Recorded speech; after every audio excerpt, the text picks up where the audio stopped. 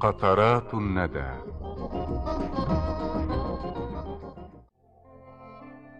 أفضى الربيع بأسرار الجمال لها، فزينت بصنوف الوشي ألوانا. هذه الرياض بدت من سحر منظرها، تسبي النهى وتزيد النفس إمعانا. يا للجمال أضاء الكون مقدمه، والحسن يبزغ قبل الشمس أحيانا. حتى العبير يهل اليوم مبتهجا، ذاك العبير غدا غير الذي كان.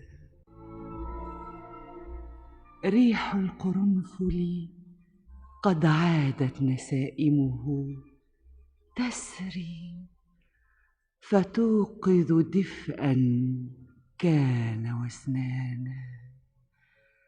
والفل مزدهر يهدي النفوس سنا، والعطر منه سرى يختال نشوانا.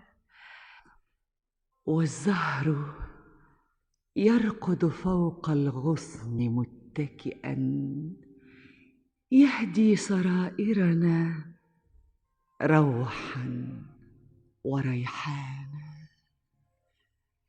هذا الغدير يتيه اليوم مرتحلا، يمشي بلا عجل في الروض هيمانا. يا من تريد جمالا لا ينافسه في الكون أي جمال، كن هنا الآن. انظر إلى شجر الكافور منحنيا نحو الغدير، يبث الهمس والهانا. وانظر إلى شجر الصفصاف منسدلا مثل الحرير، رقيق اللمس سرحانا. تذروه ريح هوى آت يداعبه، والغصن في أدب قد مال خجلانا. والسندس الجبلي انسل معتكفا فوق الربا، فبدا للعين يقظانا.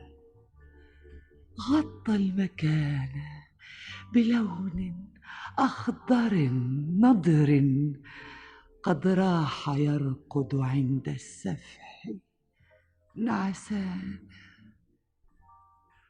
وأنصت لشدو طيور الدوح، تنشدنا من فورها نغما عذبا وألحانا. واهنأ بجني قطوف التوت في نهم، إن القطوف دنت إن كنت جوعانا. الشاعر يحيى إبراهيم، مع تحيات سهير المرشدي.